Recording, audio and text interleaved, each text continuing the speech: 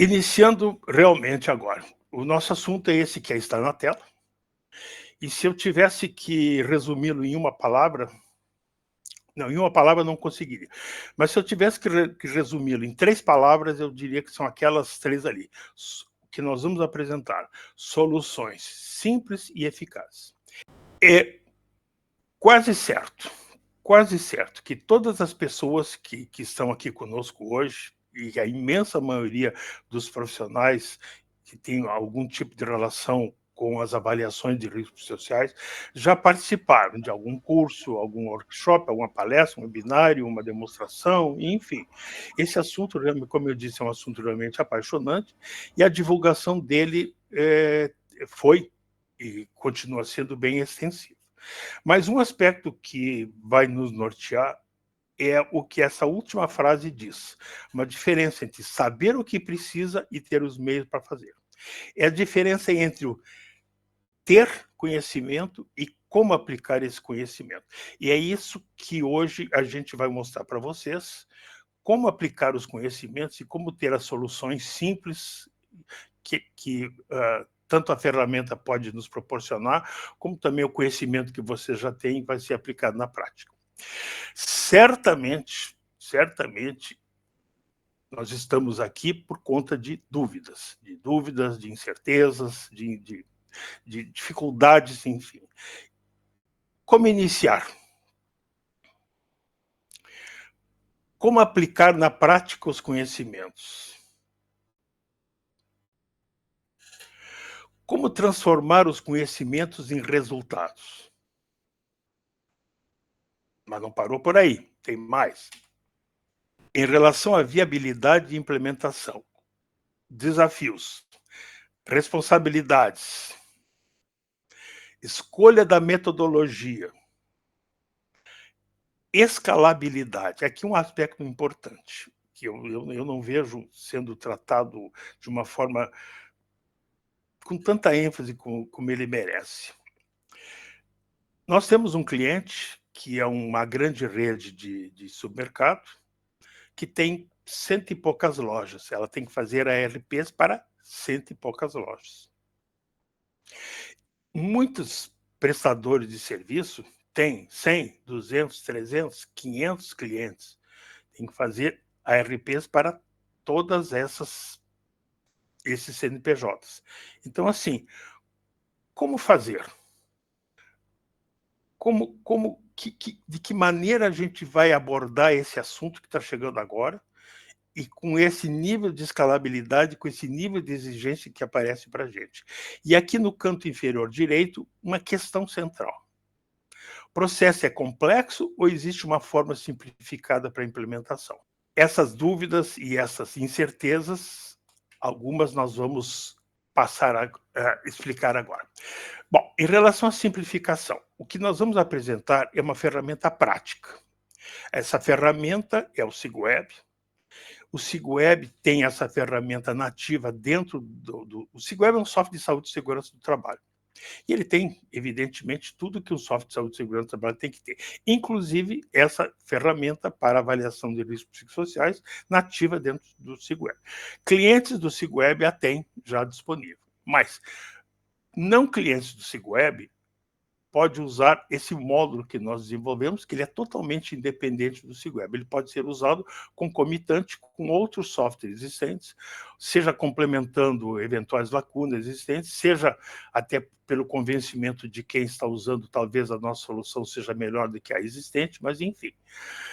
É uma solução consolidada, né? Já está no mercado já há 2 meses, nós já temos muitos clientes já utilizando, nós já temos diversos relatórios já entregues para empresas.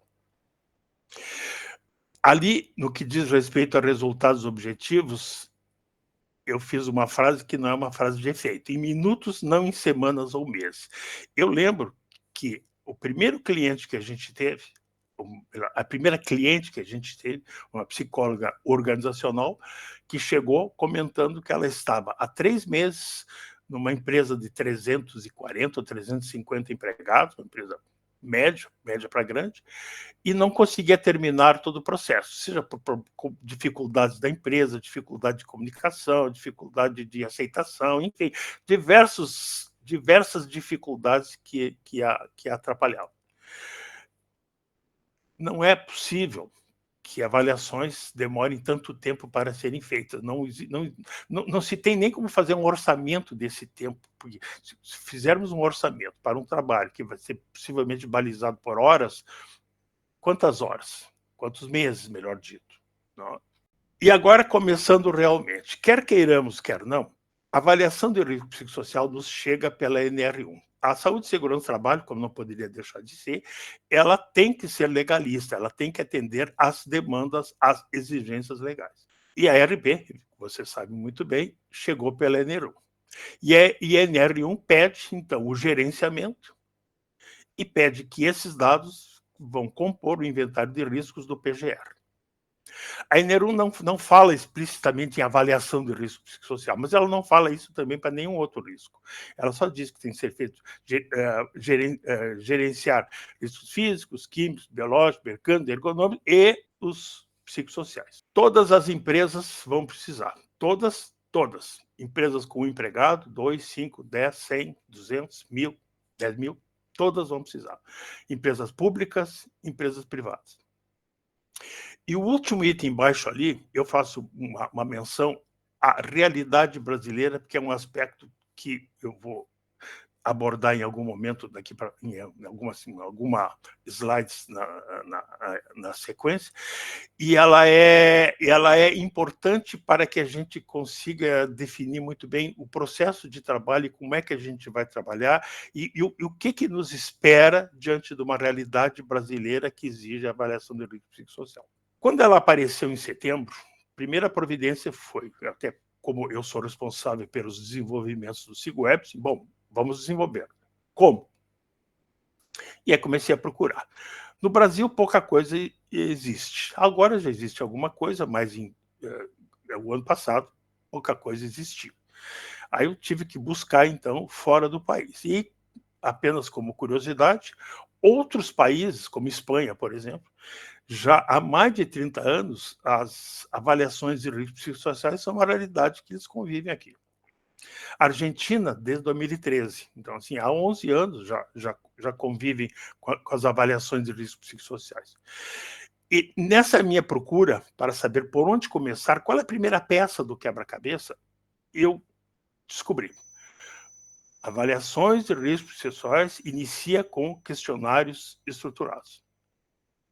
A avaliação do ruído é com dosímetro. A avaliação psicossocial é com questionários. Qual questionário? Também me debrucei, principalmente com esses três que aí estão. O ProArt, desenvolvido no Brasil, o HSIT, que é inglês, e o COPSOC, que originalmente é da Dinamarca. E aí sumarizei os prós e os contras de cada um, o que está é um sumário do sumário do sumário de um trabalho que eu levei, acho que mais de mês estudando cada um deles, até lá em final de janeiro eu já tinha decidido, COPSOC. Por quê? Porque ele é, na imensa maioria dos trabalhos que a gente vê, trabalhos internacionais que a gente vê relacionados com avaliação de riscos psicossociais, o COPSOC é o que aparece com mais prevalência. Então, assim, que conhecimento hoje eu conheço um pouco do COPSOC, mas naquele momento eu não conhecia, ao contrário de muitos de vocês que certamente já estudaram e conhecem, talvez até mais do que eu, mas naquele momento eu não conhecia. Então eu tinha que ter que elementos eu vou ter para definir. Bom, o COPSOC é a ferramenta que o SIGWeb vai se debruçar, é a ferramenta que vai balizar o nosso desenvolvimento. A extensão dele. Então, assim, extensivamente utilizado, traduzido para 23, 25 línguas, alguns trabalhos comparando um com o outro, dizendo das melhorias, ou das vantagens do COPSOC em relação ao outro, enfim, bati martelo. COPSOC é o que a gente vai adotar, é o que a gente adotou realmente. O que é o COPSOC? É o que a tela diz, né? é uma ferramenta, e como eu comentei e repetindo agora, ele é validado internacionalmente, existem adaptações para o contexto brasileiro, ou seja, ele é validado no Brasil, com alguns trabalhos científicos, e ele é a base para tudo que a gente vai conversar daqui para frente. A validação científica do COPSOC aliás, qualquer validação de qualquer instrumento, ela se dá por trabalhos científicos publicados em revistas indexadas e no caso do COPSOC, que tem revisões por pares. Do lado direito, há uma imagem ali que está muito ruim. Pelo menos na resolução da minha tela está muito ruim, mas é uma imagem que eu retirei do site do COPSOC, onde mostra ali os estudos de validação, e com boa vontade a gente consegue ler ali que tem Argentina, tem Austrália, tem Bélgica, tem Canadá, tem Chile, tem China, e como está em ordem alfabética, o Brasil não aparece. Significa que, então, não existe estudo de validação no Brasil? Existem. No início deste mês, eu me preparando já, então, para essa nossa conversa agora, eu observei isso, eu mandei um e-mail para a secretaria do COPSOC na Alemanha, alertando, dizendo que exatamente isso, a gente precisa que existam, ou pelo menos que estejam no site, os trabalhos que já existem no Brasil, até para que validar a ferramenta e dar mais consistência àquilo que a gente está fazendo. Recebi uma resposta, dizendo então que um pouco surpresos, né? Porque não, talvez o mundo é muito grande para que eles fiquem se debruçando país por país, mas enfim, e pedindo ajuda, eu listei 7 artigos indexados, não me dei conta dessa necessidade de que algumas revistas têm a prática de revisão por pares, outras não, e dos 7 artigos, eles me devolveram dizendo que 2 estão considerando e 2 possivelmente nos próximos dias, não sei que velocidade eles vão ter para atualizar, mas é muito provável que em algum momento já apareça no site do COPSOC aqueles 2 que são ali embaixo que eu sumarizei. Adaptação transcultural, de Gonçalves, de 2021, e uma versão média do COPSOC 2, de Lima, de 2019. É muito provável que esses 2, então, apareçam no site do COPSOC. A estrutura do COPSOC, para quem não conhece, ela se faz em domínios, em dimensões e perguntas. Existem domínios como exigências laborais, o que o texto diz aí, as relações interpessoais. Os domínios, ou para cada domínio, existem diversas dimensões. Aí é um número variável. Alguns domínios têm 3 dimensões, outros têm 4, outros têm 5, mas enfim. São subdivisões que detalham aqueles aspectos de cada domínio. E para cada domínio existem perguntas. E as perguntas são 1 ou 2 para cada domínio. Então, por exemplo, no domínio de exigência laboral, a dimensão exigência quantitativa e uma pergunta, no caso esse tem 2, uma das 2 perguntas: com que frequência não tem tempo para completar todas as tarefas? O COPSOC tem versões, na verdade, a palavra versão ela tem uma dupla aplicação, porque existe a versão 1, a versão 2 e a versão 3, que são versões do COPSOC. Agora, inclusive, estão trabalhando na versão 4, que deve sair talvez o ano que vem.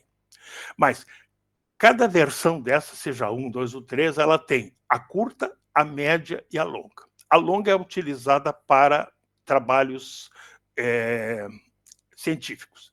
E a curta e a média para os nossos propósitos de avaliação de riscos psicossociais. É muito interessante que as versões curtas, as versões médias que a gente observa na literatura, elas mudam, os domínios são sempre os mesmos, 7, mas as dimensões e o número de perguntas, num trabalho apresenta 28 dimensões, 29, 52 perguntas, outro 32 ou 40 dimensões e 101 perguntas, ou menos ainda. Aí eu busquei por que isso? E o manual explica.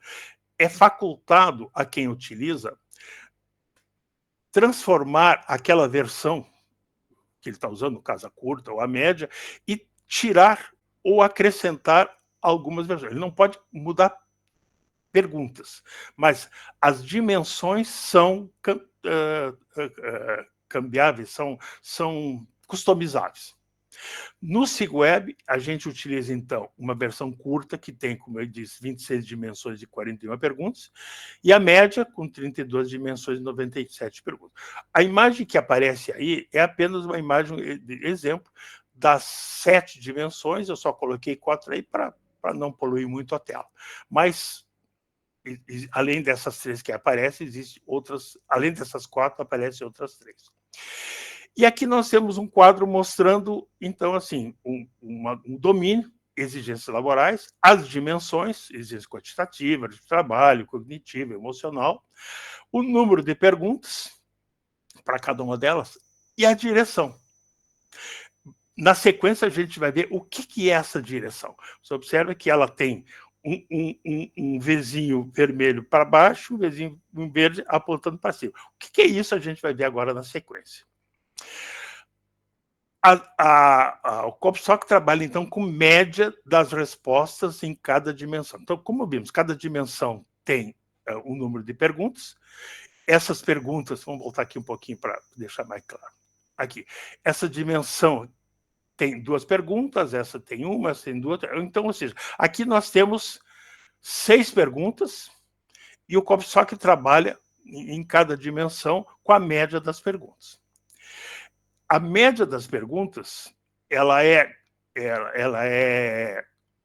quantificada, digamos assim, na escala Likert, e a gente utiliza, até sugerido pelo próprio manual, a escala Likert com 5 dígitos. Ela pode ser com 4, mas nós utilizamos com 5 dígitos. E aí nos leva a essa condição aqui, o 1 e o 5, o que significam. Comentei que eu ia alguma referência ali à direção, e é agora. Então, vejam a seguinte situação. O domínio exigência laboral tem uma dimensão exigência quantitativa, ele tem 2 perguntas, uma das perguntas é aquela ali, com que frequência não tem tempo para completar todas as tarefas. E a direção, observe embaixo ali na legenda, ela é negativa, isso significa assim, eu levei um tempo para entender isso, mas vamos lá. A pergunta é, com que frequência não tem tempo para completar todas as tarefas do seu trabalho? Ora, se a imensa maioria dos trabalhadores dessa empresa responder com 3, 4 ou 5, a maioria, nós teremos, então, uma média alta. Essa média alta significa que o tempo disponibilizado para a tarefa não está adequado. Tem muito trabalho para pouco tempo. Ou seja, é uma condição ruim, uma condição estressante, digamos assim. Então, isso significa o seguinte, que a média alta não é boa. A média boa seria a média baixa. E isso é o que apresenta aqui. Ó. Essas dimensões que têm uma direção negativa, nelas, quanto menor a média, melhor. Como eu disse, eu levei um tempo para entender isso, porque tem que fazer um raciocínio, depois tem que voltar para trás, depois tem que ir para frente, enfim, mas esta é a lógica nesse aspecto das dimensões do COPSOC. O COPSOC trabalha também, isso é muito interessante, eu acho até lúdico, até muito bonito, ele trabalha também com uma divisão em terceiro. Então, veja, essa régua que está é a régua de Likert, né? Que varia de 1 a 5. Com pontos de corte em 2,33 e 3,66, essa régua é dividida em 3 partes. A primeira parte, o primeiro tercio, representa uma situação favorável, em verde. A segunda parte, intermediária. Está boa, está ruim? Não. Está no meio, em amarelo. E a terceira parte, então, representam as situações de risco. E este verde, amarelo e vermelho é o que o próprio manual chama o efeito sinaleira. Sinaleira tem várias denominações no Brasil. Eu me lembro, no Rio Grande do Sul, eu acho que era farol. Em São Paulo, eu acho que é sinal. semáforo, enfim, mas é efeito sinaleiro. Vamos lá. E aqui embaixo nós temos... Opa, apreciei um pouquinho. E aqui embaixo nós temos, então, como que isso é apresentado.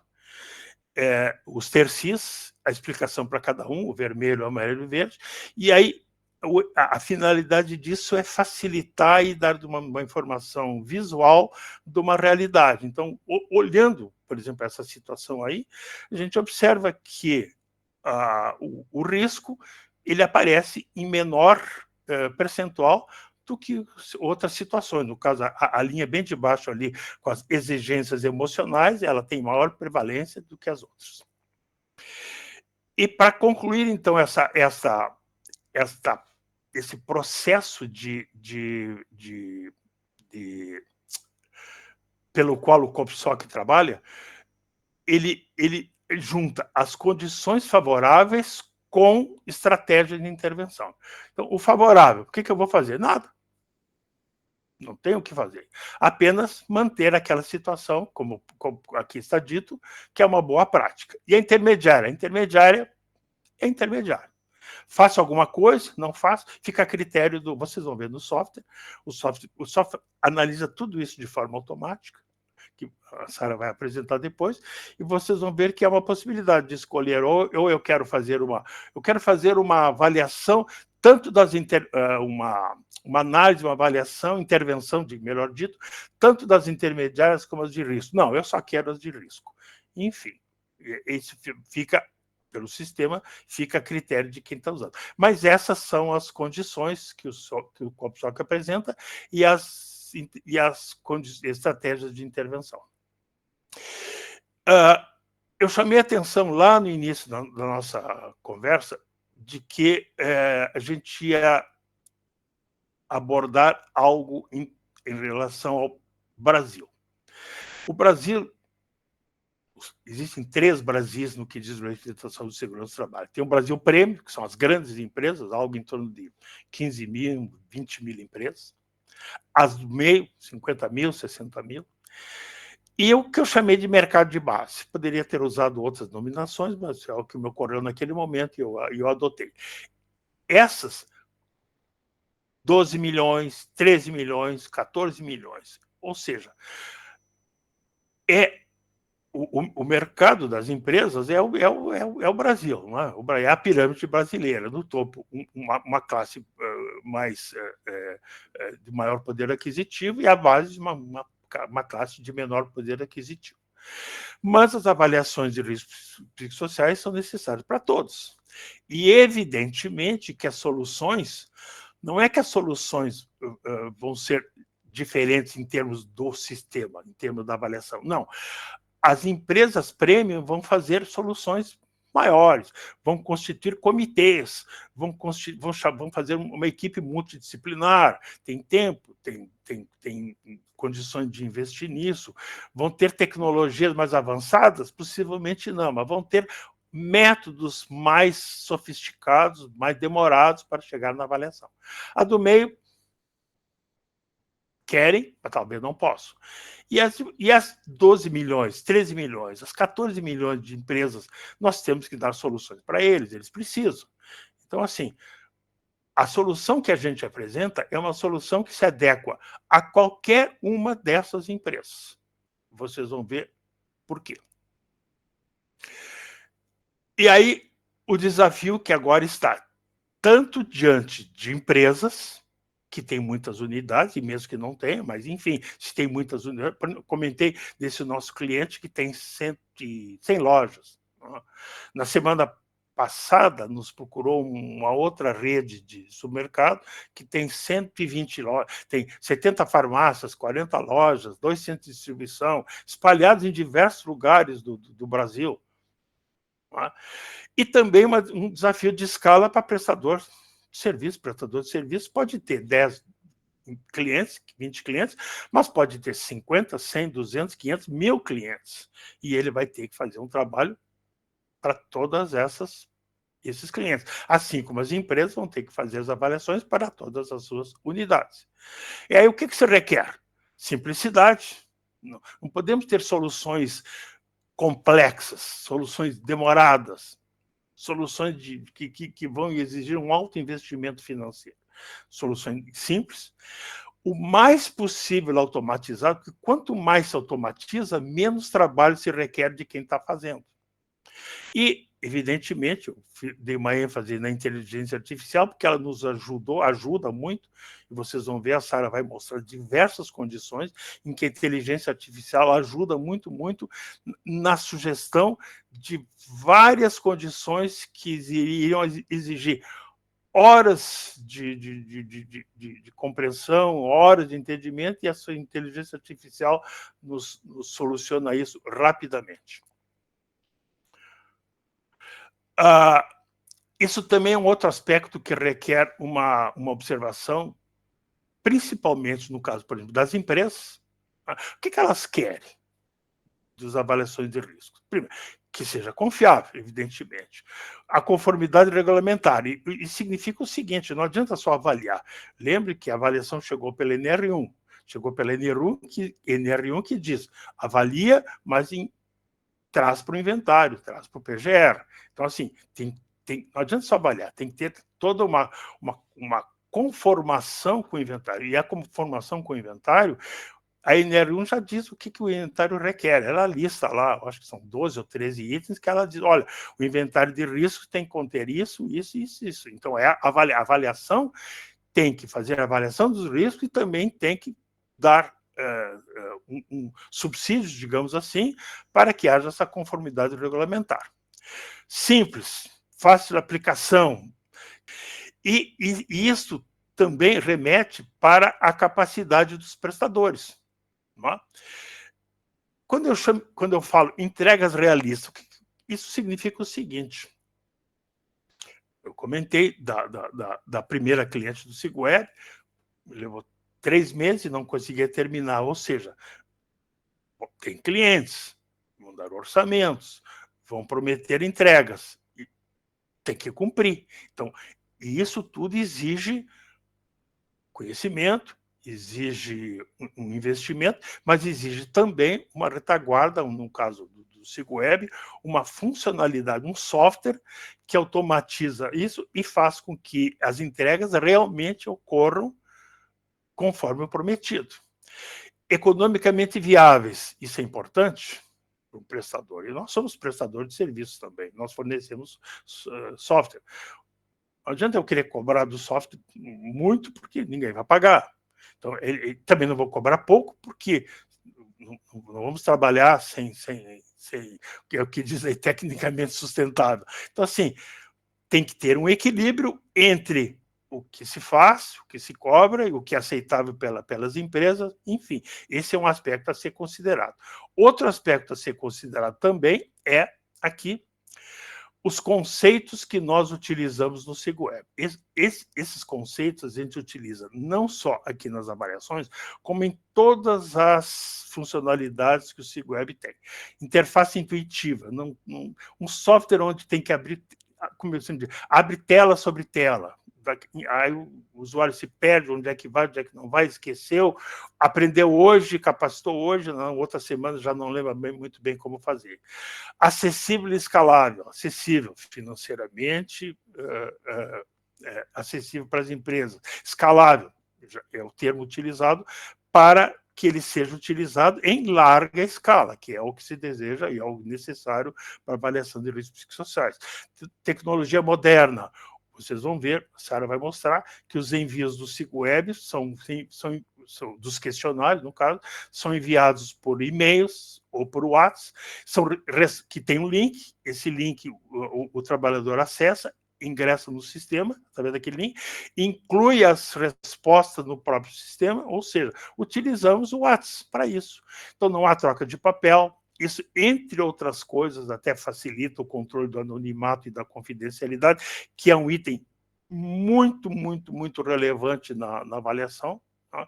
Nós sabemos quem recebeu e quem respondeu. Agora, o que foi respondido, nós não sabemos e nem temos como saber, e nem queremos saber. Tá? E, finalmente, a IA com automação e diversos algoritmos. A Sara vai ter a oportunidade de mostrar para vocês que a aplicação desses 4 itens, aí está, vocês vão ver nitidamente no software como eles realmente aparecem claramente no que vai ser apresentado. Esse é um aspecto importante, muito importante para nós, e é algo, assim, digamos, que nos envaidece e nos incentiva a cada vez progredir mais. A Espanha, como você sabe, é uma Espanha que tem há mais de 30 anos, já tem todo um trabalho voltado para a prevenção de riscos psicossociais. Esse trabalho, ele não sei se a palavra é mediado, mas, enfim, organizado, controlado por um instituto chamado ISTAS, Instituto de Seguridade, Trabalho e Assistência Social, e o 21 dali significa que ele utiliza a versão, o COPSOC, da versão 3, que foi atualizado na Espanha aqui para 21, e quando nós terminamos o desenvolvimento, eu agendei uma apresentação aqui em Barcelona. Eu não moro exatamente em Barcelona, eu moro uns 20 e poucos quilômetros de Barcelona, mas eu agendei no ISTAS de Barcelona uma apresentação, e a receptividade foi assim, até além do que a gente imaginava. Ela originou um convite para que a gente ingresse na rede Network. Isso foi uma honra, porque tem 150 membros mundiais, 9 brasileiros, e a gente está lá. E um outro convite, esse também assim, muito relevante, vai ter um evento, um congresso em maio de 2027 em Berlim. Nós já temos um convite, não oficializado ainda, mas vai acontecer, para que o software seja, então, apresentado nesse congresso de 2027, que vai acontecer em Berlim. Aqui, 3 aspectos que eu acho, assim, fundamentais, que são o que eu chamo de os 3 passos da simplicidade. O que é? Avalia. Vocês vão ver que a ferramenta que nós vamos disponibilizar faz isso de uma forma muito amigável e muito rápida. Então, avalia. Segundo, integra ao SST. Vocês vão ver que a ferramenta que a gente vai disponibilizar oferece essas 2 atenções. E transformar diagnóstico em ação. A ferramenta também sugere plano de ação, mas, atento, o que nós estamos oferecendo é uma ferramenta de avaliação. A partir dali, já com planos de ação sugeridos, a partir dali é um trabalho de mitigação. Este, evidentemente, não está na alçada do 5R. Mas como resolver, então? Avaliando, integrando ao PGR e transformando o diagnóstico em ação, ou seja, os planos de ação que vai transformar. A avaliação vai demorar? Não. Com a ferramenta, ela vai ser rápida. Os planos de ação para resolver? Vai depender de cada plano de ação, vai depender de cada complexidade, de cada empresa, enfim. Mas o importante é fazer, e se não fazer, mostrar que está sendo feito. E isso, a experiência que a gente tem no SIGWeb mostra isso, nos planos de ação, não para riscos psicossociais, mas planos de ação para outros riscos lá.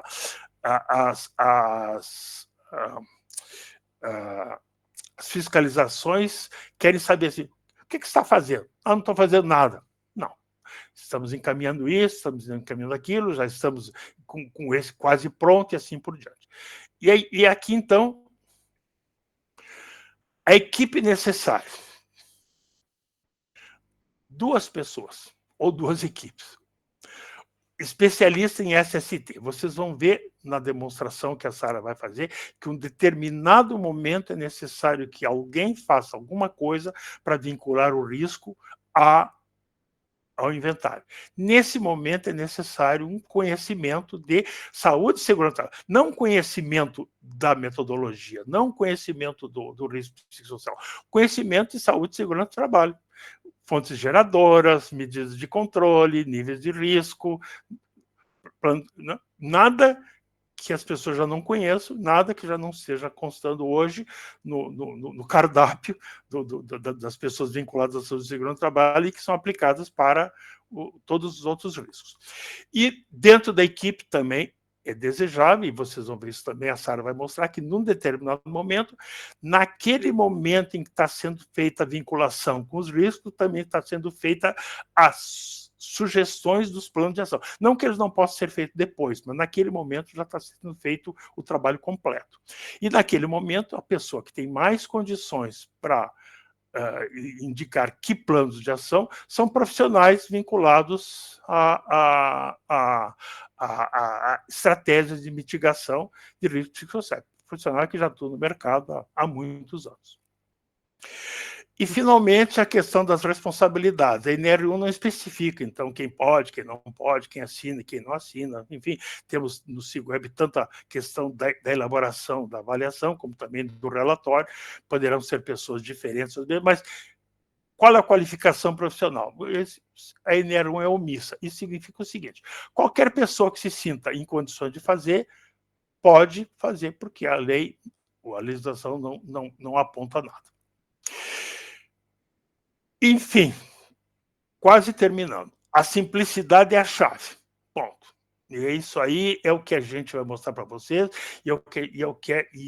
digamos assim, aquelas 3 palavrinhas de ordem que lá no início a gente comentou. Soluções práticas, automatizadas, acessíveis. E aqui nós temos, então, por que o SIGWeb, nosso convencimento, espero que vocês concordem comigo em algum momento, é uma solução mais completa para avaliação. A base científica internacional adotada. Simplicidade sem perder profundidade. Vocês vão ver na demonstração agora. Inteligência artificial aliada à prática. Também vou ver na apresentação. Por exemplo, um exemplo de inteligência artificial. Fontes geradoras. Fontes geradoras de riscos. Sim, se sabe, do ruído, se sabe qual é a fonte geradora. Qual é a fonte geradora de uma dificuldade que a pessoa tem de terminar o seu trabalho? Então, assim, a IA nos ajudou muito nisso aí. Um outro aspecto, outros aspectos aqui também são informações ao PGR e a conformidade legal, não se admite avaliação que não tenha acoplada essa condição, ela tem que vir as duas coisas. Acessibilidade financeira por tudo que eu comentei. Assim como a prestação de serviço não poderá ser muito onerosa, que vai exigir um grande investimento financeiro, o sistema também ele entende e compreende a realidade nacional, entende e compreende a magnitude, entende e compreende a abrangência gigantesca que a gente tem aí pela frente, e nós trabalhamos com esse conceito. E, finalmente, o uso concomitante com outros software de SSD. Como eu disse, a funcionalidade é nativa do SIGWeb, mas ele é um módulo à parte que pode ser utilizado qualquer que seja o software existente na empresa. E, para encerrar, mais avaliações e menos tempo significa menor custo, menor investimento financeiro, seja de quem está trabalhando, seja de quem vai adquirir. E maior resultado financeiro, que é o que todos esperam, no caso do prestador, e a empresa, certamente, ela não vai ganhar vendendo a ERP, mas ela vai ter grandes resultados, sabendo que o seu investimento financeiro não é muito relevante. Sara, eu não sei, eu não pude controlar meu tempo, não sei se eu ultrapassei o meu tempo que foi destinado, mas é isso aí. E agora...